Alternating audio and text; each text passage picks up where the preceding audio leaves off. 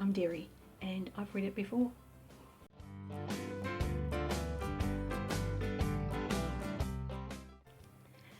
Today I'm going to tackle two witches books, and I'm going to tackle books 12 and 14.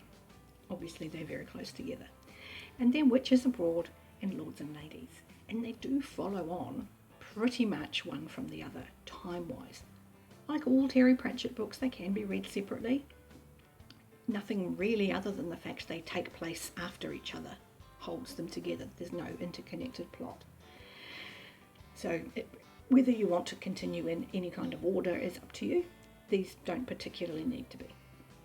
For the subset of witches books, I have heard it said that the witches are some of the most just phenomenal Discworld characters. They're some of the cleverest, wittiest, just outright funniest, who don't particularly get very strong stories. And I have to agree with that. The stories are pretty much just the framework to hold these characters, because they are pretty big characters. And Witches Abroad is possibly one of the most overt examples of that.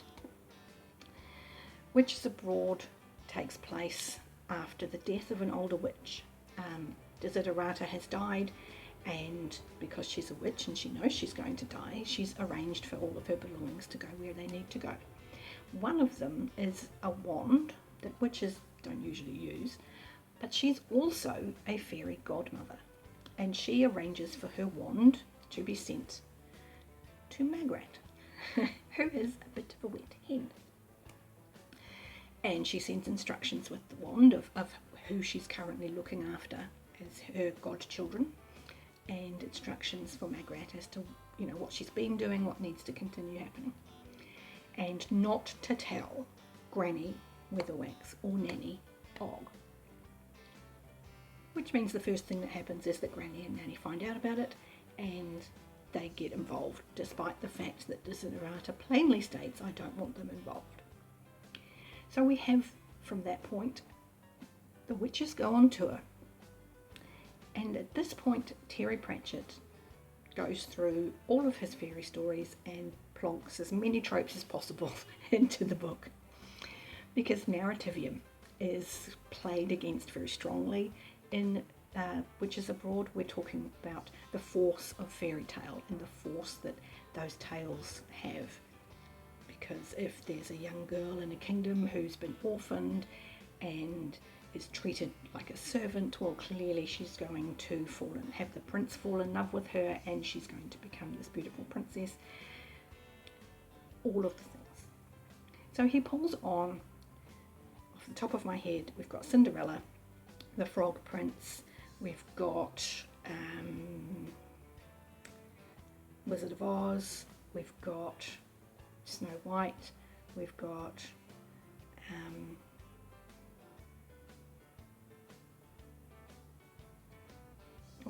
that's the Frog Prince as well. Okay. There's a lot of obvious fairy tale comparisons in Witches Abroad.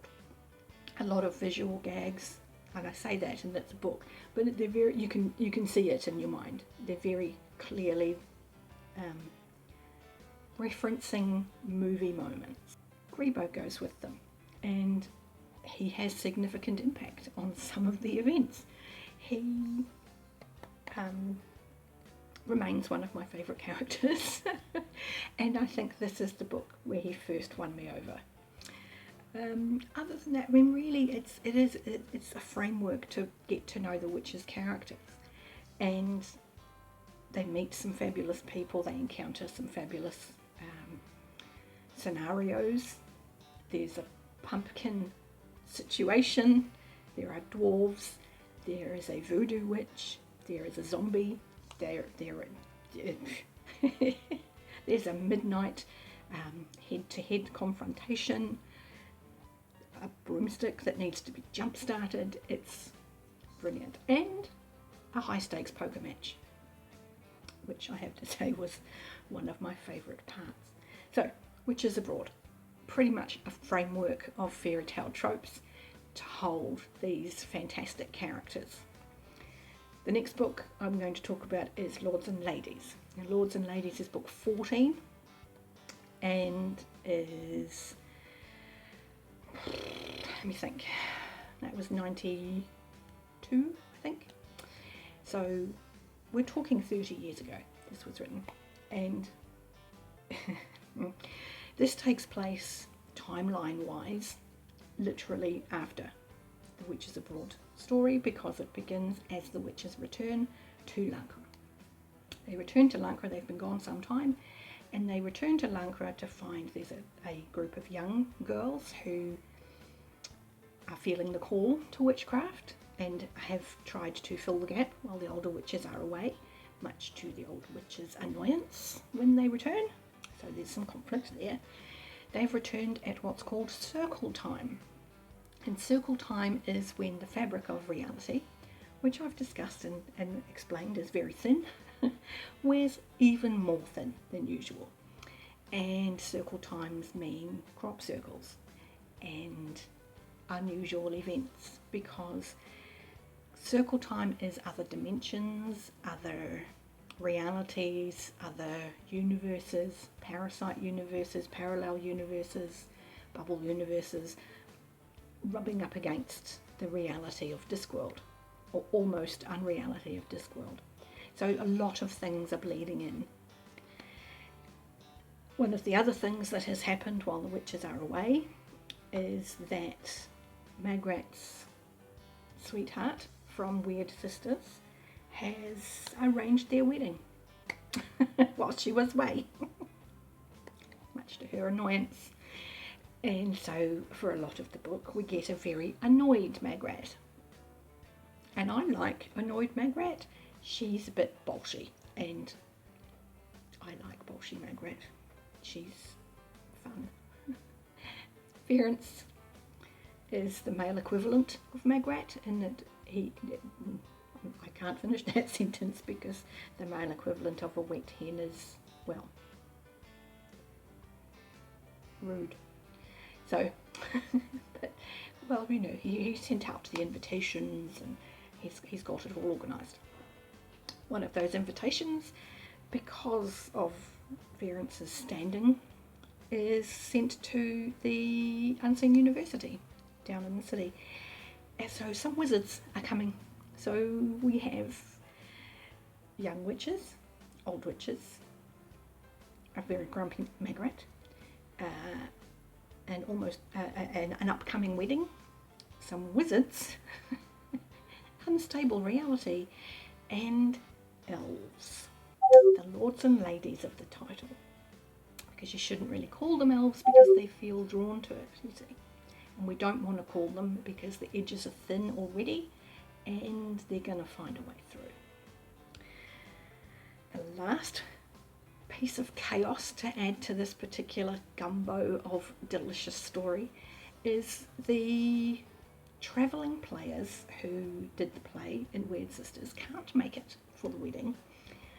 Instead, they've sent a play to be done, and the local Morris men have been given the job of performing this play, and they become the conduit for A Midsummer Night's Dream to enter the story.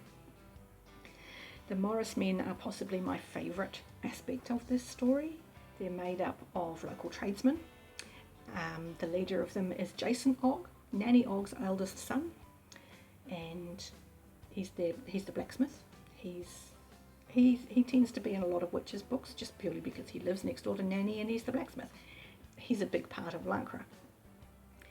And the tradesmen, who I just find entertaining to read about or listen to if you've got the audiobook. The audiobooks, by the way, are fabulous, the new ones. I can highly recommend them. Definitely give them my seal of approval. The tradesmen are Carter the Weaver, Weaver the Thatcher, Thatcher the Carter, Baker the Tailor, and you can see how that goes. So, yeah, that I find that entertaining. Now, we also discover that when the wizards make their way to the mountains for this wedding, that Arch-Chancellor Ridcully, who I'm going to say now needs to be played by Brian Blessed because that is Ridcully. There's no way around it. That is what Ridcully is. That's what he looks like. That's what he sounds like. That's Ridcully. No further correspondence will be entered into. That is Ridcully. He used to spend summers in the mountains. So there is even a rather delightful, oh, what would have happened if I'd stayed kind of storyline going on. And so when we put all of those wonderful things together into that gumbo, we have one of what I think is one of the stronger stories for the witches. It actually has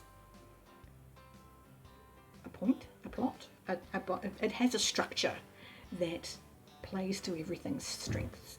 The village, the landscape, the relationships between them all. And I think it makes for a really fun read.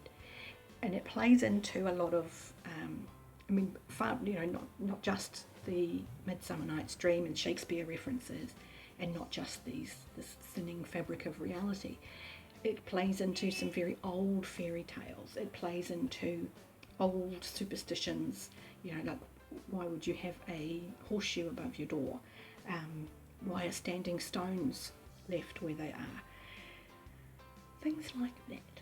And we have a very deliberate nod to the Chalk Man, who you may be familiar with. I will put a picture up because I think it's brilliant. He gets a nod as well. We see a return of Casanunda, who we met in the events of Witches Abroad, and I enjoy Lords and Ladies a lot. I enjoy the aspect of might have beens with all of the dimensions and timelines and possibilities all rubbing up against each other. I enjoy it very much. So that's those two entries in the Witches series.